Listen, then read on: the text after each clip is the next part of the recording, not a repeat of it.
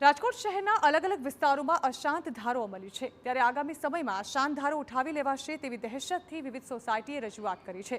જુદી જુદી 25થી વધુ સોસાયટીના રહીશોએ માંગ કરી છે કે અશાંત ધારાની મુદ્દત વધારવામાં આવે।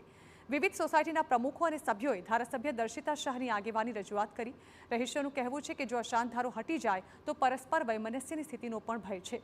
ત્યારે શહેરમાં શાંતિ જળવાઈ રહે તે માટે અશાંત ધારાની મુદ્દત વધારવાની માંગ કરાઈ રહી છે। 5 વર્ષ પહેલાંથી અશાંત ધારાઓ રાજકોટમાં લાગેલી હતી। 5 વર્ષથી રાજકોટ શહેરની અંદરમાં ખૂબ જ શાંતિ પ્રવર્તમાન હતી। અશાંત ધારા લાગુ હોવા છતાં પણ અમુક જગ્યાએ અનેક સમકલાઓ થયેલ છે।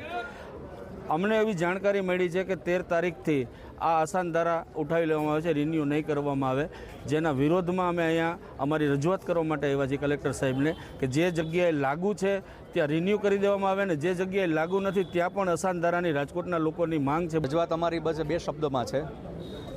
જે પણ કંઈ સમયગાળો જે છે, મર્યાદિત સમયગાળો જે હતો એ સમયગાળામાં 10 વર્ષથી વધારેનો સમયગાળો અમને બધાને મળે એવી જ અમારી એક નમ્ર કલેક્ટર સાહેબને અમારી વિનંતીના ભાગરૂપે અમે બધા અહીંયા એકત્રિત થયા છીએ અત્યારે। અને આવનારા સમયની અંદર આ જે પણ કંઈ સમયગાળો જે છે વધારવાનું એક જ કારણ છે કે સુલેહ અને શાંતિ એ અમારા હિન્દુઓના વિસ્તારની અંદર એ જળવાઈ રહે અને અમારી એ સેફટી માટે અમે બધા અહીંયા 200થી વધારે સોસાયટી ધારકો અહીંયા એકત્રિત થયા છીએ।